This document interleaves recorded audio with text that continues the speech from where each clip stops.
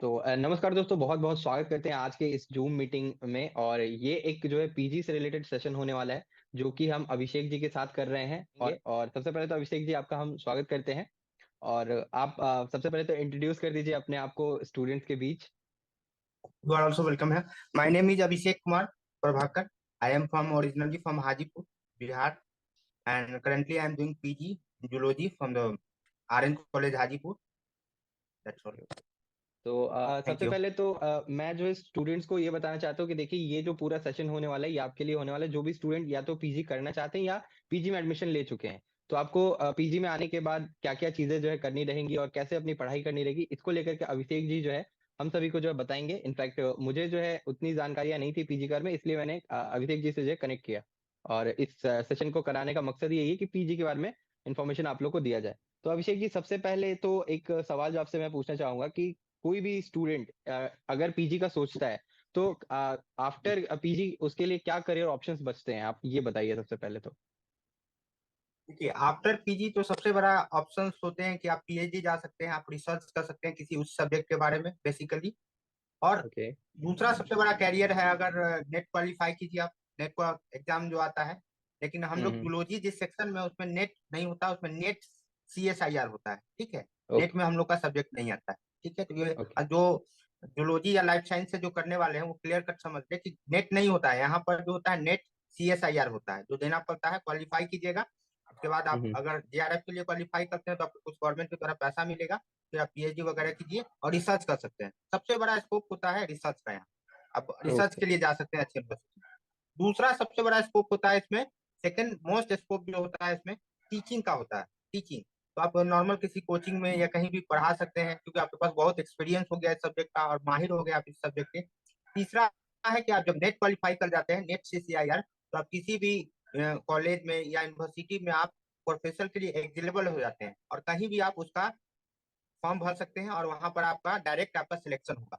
या BPSC okay. भी एक फॉर्म निकालती है जिसमें प्रोफेसर के लिए जो परमानेंट बहाली होती है, तो डायरेक्ट हम्म। फॉर्म निकालती है जिसमें आप फिलअप कीजिए और आपको इंटरव्यू के लिए बुलाया जाएगा। उसके बाद आपको परमानेंटली रख लिया जाएगा। और आजकल जो गेस्ट टीचर का भी प्रचलन है, मतलब गेस्ट टीचर को भी रखा जाता है। देखिएगा कि अब गेस्ट टीचर हम्म। को भी रखा जाता है, डायरेक्ट कॉन्ट्रैक्ट बेसिस पर जो बहाली होती है वो भी है। तो इसमें मोस्टली दो सबसे बड़े ऑप्शन है। आप या तो रिसर्च के लिए आगे जाइए, या तो आप ठीक है। प्रोफेसर या टीचर बनना चाहते हैं तो आपके लिए बेस्ट है, आगे पीजी कीजिए। ओके, तो पीजी में मतलब जहां तक कि मेरा नॉलेज है, मैं आप सभी को बताना चाहता हूँ कि पीजी यानी कि पोस्ट ग्रेजुएशन मास्टरेट डिग्री के लिए आप जा रहे होते हैं। जब आप ये ग्रेजुएशन कंप्लीट कर लेते हैं उसके बाद ही आप पीजी के लिए जा सकते हैं ना, एलिजिबल आप तभी हो सकते हैं। और जी। इसमें आपको एमए, एमएससी और एमकॉम जैसे जो है सब्जेक्ट्स देखने को मिलते हैं। अगर आप कॉमर्स से हैं तो एमकॉम करेंगे, आप अगर साइंस से हैं तो एमएससी करेंगे, अगर आप आर्ट्स से हैं तो एमए करेंगे। I am right Abhishek ji? जी। तो ये लेकिन सारी एक जो बात मैं आप। यहाँ पर क्लियर करना चाहूंगा कि आप समझ लीजिए, एमए ओके। है या एमकॉम है उनके लिए है नेट।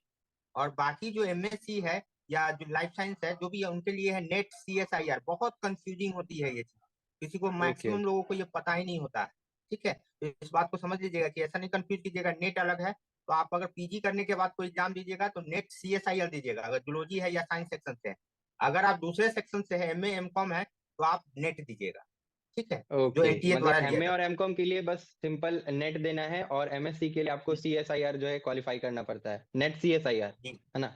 हम्म। ओके, तो ये काफी अच्छी जानकारी जो कि मुझे नहीं पता थी। मैं नॉर्मली नेट जेआरएफ यही सुनता आया था। मुझे जो है एक पहली बार जो ये नया कॉन्सेप्ट सुनने को मिला कि साइंस वालों के लिए अलग होता है। साइंस वालों के लिए डायरेक्ट नेट और जेआरएफ नहीं होता है, उसमें सीएसआईआर होता है, जैसा कि अभिषेक जी ने बताया। JRF और भी होता है वहां पर, लेकिन वहां पर जो एग्जाम होती है वो नेट हाँ हाँ। CSIR होती है, डायरेक्ट नेट ओके, नहीं उसका होती है। अच्छा अच्छा अच्छा, उसमें कुछ मतलब सब्जेक्ट और मतलब कुछ पेपर्स और भी पढ़ने पड़ते हैं क्या? मतलब नेट में जो होती है ना, ये लाइफ साइंस वगैरह ये सब होती ही नहीं। ठीक है। और अच्छा नेट अच्छा अच्छा। CSIR में जाइएगा ना तो उसमें ये सब होती है।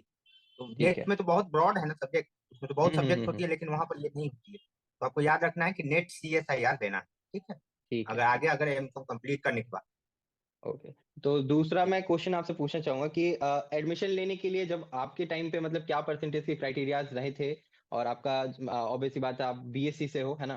तो आप हम्म। स्टूडेंट्स को ये बताओ कि एडमिशन के लिए ग्रेजुएशन में कितने परसेंटेज मायने रखते हैं, मतलब ग्रेजुएशन के देखिए, परसेंटेज कितने होने चाहिए? परसेंटेज की जहां तक बात की जाए तो ये अलग हम्म। अलग सब्जेक्ट का अलग अलग क्राइटेरिया है, लेकिन फिर भी ओवरऑल हम एमए एमकॉम और एमएससी का मिला के हम बता देते हैं ऊपर। सबसे ज्यादा एमए में भी ऐसा नहीं है कि सब सब्जेक्ट का सेम जाता है, किसी किसी का बहुत डिमांडिंग होता है जो सब्जेक्ट ज्यादा, उसका बहुत ज्यादा हम्म। जाता है। तो एमकॉम में आपको हिस्ट्री में बहुत ऊपर कटअप जाएगा, 70+, seventy okay. Five percent plus है, तभी आपका एडमिशन हो पाएगा।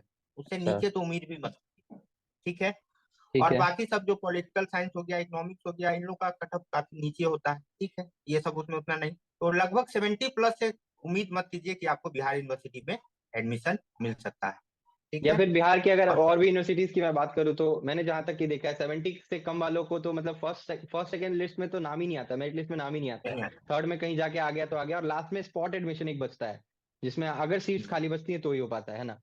रेयरेस्ट ऑफ रेयर है, सब्जेक्ट के ऊपर डिपेंड। Okay okay. ठीक है। और मैं आपसे जो है तीसरा चीज मैं पूछना चाहूंगा पीजी के कोर्स ड्यूरेशन के बारे में। आप कोर्स ड्यूरेशन के बारे में थोड़ा सा बता देते कि कितने टाइम पीरियड का होता है और कब कब एग्जामिनेशन होती है, पीजी कैसे का जो होता है। कोर्स ड्यूरेशन होता है वो लगभग 2 साल का होता है।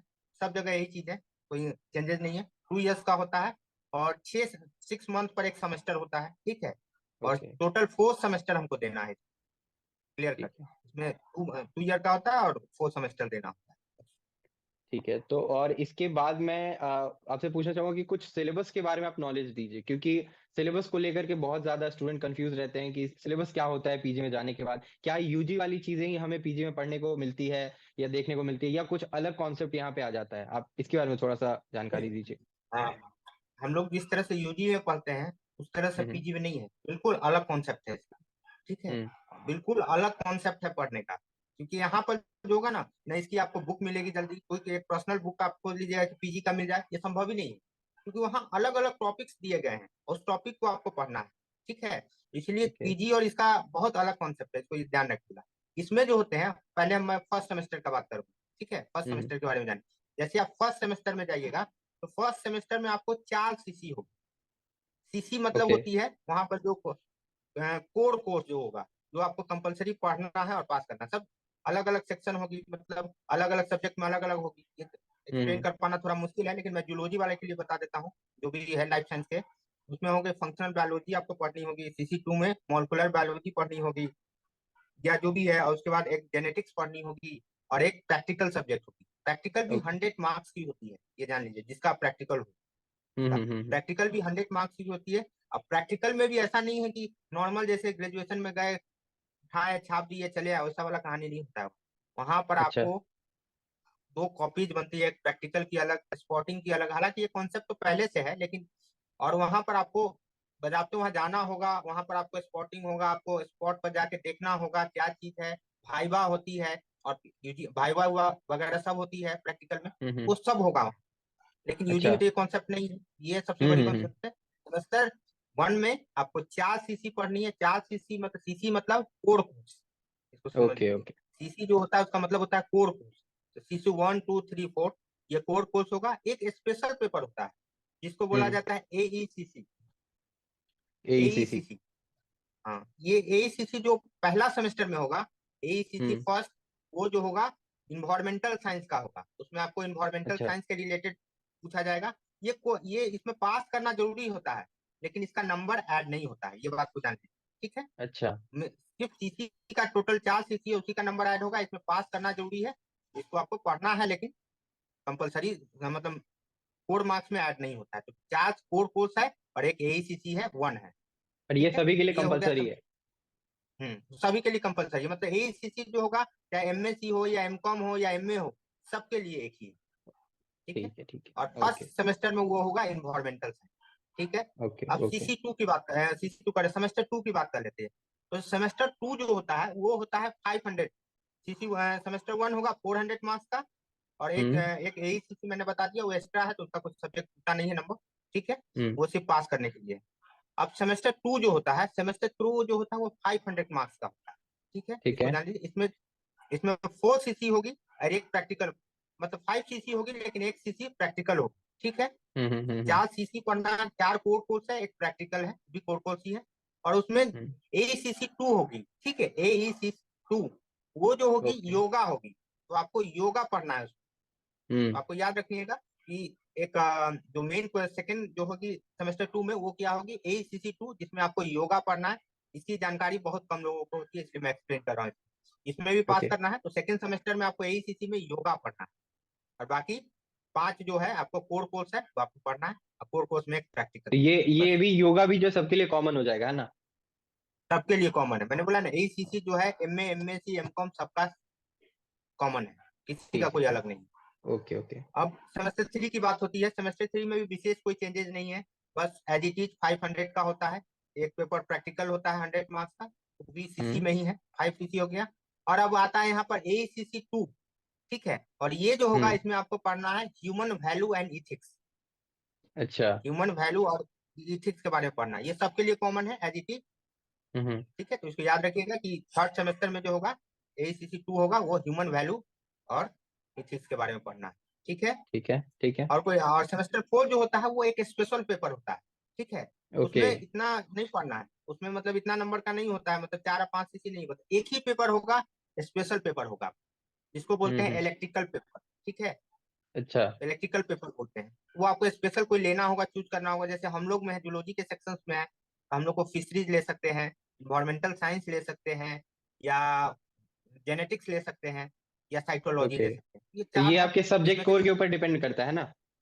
हाँ, आप जो कोई एक पेपर ले लीजिए, और या जो अक्सर जो कॉलेज में अवेलेबल होता है वो आपको लेना होता है, ये चारों में और एक कोई ठीक है, ले लीजिए, वो एक ही पेपर का एग्जाम होगा, सीसी और एक प्रैक्टिकल, बस। और ठीक है। लास्ट में जो होगा एसीसी 3 होगा, वो जो होगा इसके लिए होगा, क्या बोलते हैं, ह्यूमन वैल्यू एंड राइट्स, उस पर होगा, ह्यूमन राइट्स पर होगा, सॉरी, ह्यूमन राइट्स पर होगा एसीसी 3, जो सेमेस्टर 4 में होगा। तो आपको सेमेस्टर 4 में बस 3 ही चीज पढ़ना है, 2 कोर कोर्स, एक स्पेशल पेपर पढ़ना है, जो कि आपका जो हम्म। भी होगा सब्जेक्ट में वो चूज करना है, और एक हम्म। प्रैक्टिकल होगा, जिनका होगा होगा, नहीं होगा उनका तो कुछ नहीं नहीं, और एक एसीसी 3 जो कि होगा ह्यूमन राइट्स के बारे में पढ़ना है। तो एक दो क्वेश्चन मैंने देखा था जो कि प्रैक्टिकल को लेकर के स्टूडेंट पूछे थे कि जो प्रैक्टिकल की कॉपी बनानी होती है, तो वो क्या जो यूजी में हम प्रैक्टिकल की कॉपी बनाते हैं वैसे ही कॉपी रहती है, या यहाँ पे कॉपी चेंज हो जाती है? नहीं नहीं, यहाँ पर मेथड चेंज है, आपको अच्छे से कॉपी बनानी पड़ेगी। वहाँ जो अच्छा। है मेथड, यहाँ जो यूजी में बनाते हैं बहुत बेढंग तरीके से बनाते हैं, और एग्जाम भी हम्म। हम लोग का जो भी होता है यूनिवर्सिटी में होती है एग्जाम, तो वहाँ प्रॉपर हम्म। ढंग से आपको कॉपी बनानी होगी। और उसमें जो भी प्रैक्टिकल, जो प्रैक्टिकल्स क्या जो आपको पढ़ना है प्रैक्टिकल पेपर में, उन सबका हम्म। टॉपिक सेलेक्ट करके दे दिया जाता है कि यही प्रैक्टिकल बनाना है आपको, और उस सबको अच्छे से लिखना है, कंक्लूजन, ऑब्जर्वेशन, रिजल्ट, बिल्कुल सीखना है, फिगर बनाना है। और उसके बाद दूसरा इसमें एक और चीज है, प्रैक्टिकल में मतलब ये नहीं है कि प्रैक्टिकल कॉपी ही, एक आता है स्पॉटिंग, वो अच्छा। अलग बनता है, स्पॉटिंग बनती है, स्पॉटिंग एक अलग होता है। उसमें क्या करना है, एक लूज जो सीट नहीं लगा, फाइल लगा के हम लोग लगा के रखते हैं, हम्म। हम्म। उसमें हम्म। आपको लूज सीट लेना है, एक तरफ व्हाइट पेज होगा, एक तरफ रूलिंग पेज होगा, उसमें आपको फिगर बनाना है और उस पर कमेंट लिखना है। ठीक है, ओके, वो मतलब भी जो आपको दे इजीली दिया जाएगा। मार्केट में अवेलेबल है, जो जो कॉपीज और जो फाइल्स, वो तो इजीली मार्केट में अवेलेबल है, इसके लिए हमें कुछ एक्स्ट्रा करने की जरूरत नहीं है, बस सिर्फ प्रेजेंटेशन अच्छे से करने की जरूरत है ना? हाँ बिल्कुल, प्रेजेंटेशन अच्छे करने, क्योंकि स्पॉटिंग वहाँ होगा। स्पॉटिंग का हम्म। मतलब होता है ना कि जैसे आप प्रैक्टिकल एग्जाम देने जाएंगे वहाँ, ऐसा नहीं है कि हम्म। सिर्फ पेपर होता है, एक पेपर होगा खाली आपको लिखना है, एक होगा फिगर बनाना है, तो फिगर जो बनाने का ज्यादा काम होता है वो स्पॉटिंग में होता है। स्पॉटिंग में क्या होगा, माइक्रोस्कोप में सेट होगा, आपको जाना है वहां पर और जाके देखना है स्पॉट पर कि क्या चीज है, और उसके बाद वहां पर लिखना है कि ये आइडेंटिफाई करना है कि ये चीज है, और उसके बारे में 5 लाइन लिख देना है। तो ऐसा होता है। और वहां पर ओके। स्पॉटिंग में जो होता है, ऐसा नहीं है कि सुंदर इमेज बनाना है, रफ स्केच बनाना है, पेन से बनाना है। ठीक है, ठीक तो है, उसके लिए ठीक है। अलग कॉपी आती है, तो वहां पर 2 कॉपी तो बनती है, एक हम प्रैक्टिकल समय एक समय का थोड़ा ध्यान रखते हुए आगे बढ़ते थोड़ा सा। और फिफ्थ हम्म। पॉइंट में हमारा एक क्वेश्चन है कि जो मार्किंग सिस्टम है, मतलब जो पासिंग क्राइटेरियाज है वो क्या रहते हैं, इसको थोड़ा सा शॉर्ट में आप बता दीजिए स्टूडेंट्स को। देखिए, पासिंग क्राइटेरिया जो है यूजी से बिल्कुल अलग है, ये बात को आप जान लीजिए। यहाँ पास करने के लिए आपको ज्यादा मार्क्स, आप 60% से कम नंबर लाते हैं तो समझिए कि आप पीजी में पास ही नहीं। अच्छा। तो पीजी में आप अगर 60% से कम लाते हैं तो आप फेल हो गए, अच्छा। इससे नीचे आप पास ही नहीं कर सकते। ठीक है, तो पीजी में जो पेपर होता है वो 70 नंबर का पेपर होता है, सीसी जो बात बता रहे थे, जो भी जितने हम्म। भी सीसी होगी वो 70 नंबर का होगा, और 30 नंबर जो है आपको कॉलेज से जाएगा। ठीक है, तो अच्छा। 30 नंबर जो होता है कॉलेज अपना इंटरनल एग्जाम लेगी या असाइनमेंट देगी, या जिसके भी जरिए या जैसे भी दे, 30 नंबर का जो होगी वो कॉलेज अपने तरफ से देगी। ठीक है, और हम्म। 70 नंबर का एग्जाम होगा, 70 में समझ के जाइए अप्रोक्स 35 34 के आसपास पासिंग मार्क्स होता है, उससे कम नहीं होता, अच्छा। 50% मानिए, लेकिन ओवरऑल 60% से नीचे आप लाते हैं तो पास ही नहीं करिएगा। अच्छा ठीक है, अच्छा। तो आप मान और के ये चलिए कि ग्रेडिंग पीजी सिस्टम में सब आपने एक कुछ। बताया था कि इसमें कुछ अलग होता है, ग्रेडिंग ABCD, मतलब ऐसा ग्रेडिंग सिस्टम करके है इसमें। हाँ, इसमें हम ये बता देते हैं ग्रेडिंग सिस्टम। और एक बार और हम जोर डालना चाहेंगे यहाँ पर, एक चीज में हम्म। भूल आता है। एईसीसी का जो पेपर होता है वो टोटल 60 मार्क्स का होता है, इस बात को जान लीजिए। एईसीसी हम्म। का जो भी पेपर होगा 4 सेमेस्टर में, 4 अलग अलग पेपर, वो 60 मार्क्स का होगा, और 40 मार्क्स जो होता है वो कॉलेज की तरफ से जाता है। ठीक है, अच्छा। इसको भी ध्यान। ठीक है। तो इसमें तो बहुत सारे नंबर जो है कॉलेज के हाथ में। तो मतलब, और ये ग्रेडिंग सिस्टम में मतलब आप कुछ जानकारी अगर देना चाहो बच्चों को तो ग्रेडिंग सिस्टम का थोड़ा सा बता दो आप। हाँ, ग्रेडिंग सिस्टम के बारे में भी समझ। पीजी में अगर ऐसा नहीं है कि आप ओवरऑल ज्यादा नंबर ला दिए तो आप टॉपर हो, उससे कोई मतलब ही नहीं है। अगर अच्छा। आप ज्यादा नंबर ले आते हैं, फिर भी आपका ग्रेड नहीं बढ़ा, तो कोई मतलब ही नहीं है वहाँ, क्योंकि आप ओरिजिनल जो मार्कशीट आएगी वहां पर नंबर आपका लिखा ही नहीं हुआ। हम आपको ओके। शेयर कर देंगे। हम्म। ओरिजिनल जो मार्कशीट आएगी वहां पर नंबर आपको लिखा ही नहीं हुआ होगा, सिर्फ ग्रेड दिया होगा और सीजीपीए दे दिया गया होगा, जीपीए सॉरी अच्छा। जीपीए दे दिया होगा। ओके ओके ठीक है, ओके। इसको ध्यान रखिए, बहुत अलग है इसमें। ये दिया गया होगा, परसेंटेज जो होता है वो आपको दे दिया जाएगा। और आपको नंबर से मतलब ही नहीं है, किसी एक सब्जेक्ट में आप ज्यादा नंबर ले आए और टॉप कर गए, ऐसा नहीं। इसमें ग्रेडिंग परसेंटेज जो है, ओवरऑल परफॉर्मेंस पर आपको देखना होगा कि आप सब सब्जेक्ट में अच्छा करते हैं, तब आपका ग्रेडिंग परसेंटेज बढ़ेगा। और ग्रेडिंग परसेंटेज बढ़ेगा, उसी पर एडमिशन भी होगा। ठीक है, और इसमें जो है ओके। क्या बोल सकते हैं कि ग्रेडिंग परसेंटेज को बढ़ाना है। ठीक है, इसमें नंबर हम्म। उम्बर को बढ़ाने की जरूरत नहीं है कि नंबर ज्यादा आ गया एक सब्जेक्ट में तो टॉप कर गया, ऐसा नहीं। ग्रेडिंग परसेंटेज बढ़ेगा तभी हो। ठीक है, ग्रेडिंग ओके परसेंटेज को बढ़ाने पर के और सब सब्जेक्ट का परफॉर्मेंस देखा जाता है उस पर पक्का। ओके, तो यही वो ठीक है, बातें थी जो मुझे आपसे पूछनी थी और स्टूडेंट्स को बताना था।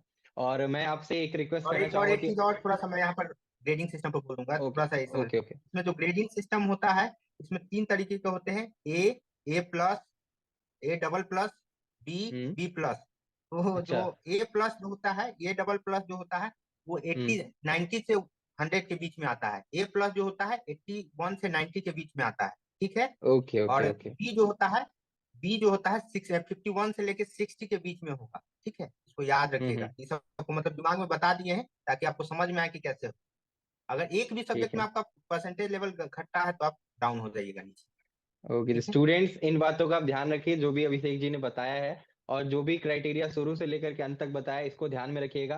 पीजी को आप यूजी की तरह हल्के में मत लीजिएगा, क्योंकि पीजी यूजी का कोर्स तो है मतलब, लेकिन यहाँ पे कोर कोर्स आपको पढ़ने पड़ते हैं और इसके बारे में डिटेलिंग पढ़नी पड़ती है आपको, क्योंकि इसी पे कहीं ना कहीं आपका फ्यूचर भी डिसाइड हो रहा होता है। और आप इसके साथ खिलवाड़ नहीं कर सकते, क्योंकि अभिषेक जी ने जितने भी पॉइंट्स बताए हैं वो एकदम फुल डिटेल में बताए हैं।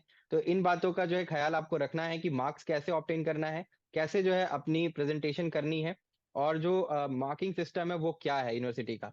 और कॉपी लिखने के ऊपर आप कुछ अभिषेक जी कहना चाहते हैं, क्योंकि स्टूडेंट तो यूजी में कॉपी कैसे लिखता है आपको भी पता है, और स्टूडेंट आपको भी पता है आप कैसे लिख के आए होगे। पीजी हाँ, की कॉपी देखिए कैसे लिख कॉपी सकते हैं। लिखने की बात है। कॉपी लिखने पर हम एक बात कहेंगे, या जो भी बुक, जिनके पास बुक अवेलेबल ना हो, जो बुक अवेलेबल नहीं कर पाते हो, उनके लिए भी मैं बोलना चाहूंगा। आप ये पीजी के लिए सबसे अच्छी साइट है ई पीजी पाठशाला। ठीक है, हम्म। उसमें बहुत बेहतरीन राइटर्स ने लिखा है, और हर चीज का कंटेंट है, और बहुत इजीली लिखा गया है, और पीजी लेवल तक ले गया गया। और कॉलेज में आपको पीजी लेवल तक नहीं पढ़ाया जा रहा है, तो आप ई पीजी पाठशाला से जितने भी कंटेंट आपको जो भी सिलेबस में सबको डाउनलोड कर लीजिए। जैसे मेरे पास सब डाउनलोड है, सेमेस्टर 1 से लेकर 3 तक का, तो सब ओके ओके। डाउनलोड कर लीजिए और डाउनलोड करके उससे पढ़िए, तो मजा भी आएगा और अच्छा भी लगेगा। इसीलिए मैंने बोला ईपीजी पाठशाला को डाउनलोड कीजिए, और पॉइंट वाइज लिखने की कोशिश कीजिएगा। कहानी लिखिएगा, नंबर नहीं आता है। ठीक है, अच्छा कितना भी अच्छा अच्छा। पेज भर दीजिए, कोई मतलब नहीं। ये उसमें बिल्कुल मतलब कॉन्सेप्ट यूजी से अलग है पीजी का, है ना। बिल्कुल अलग है।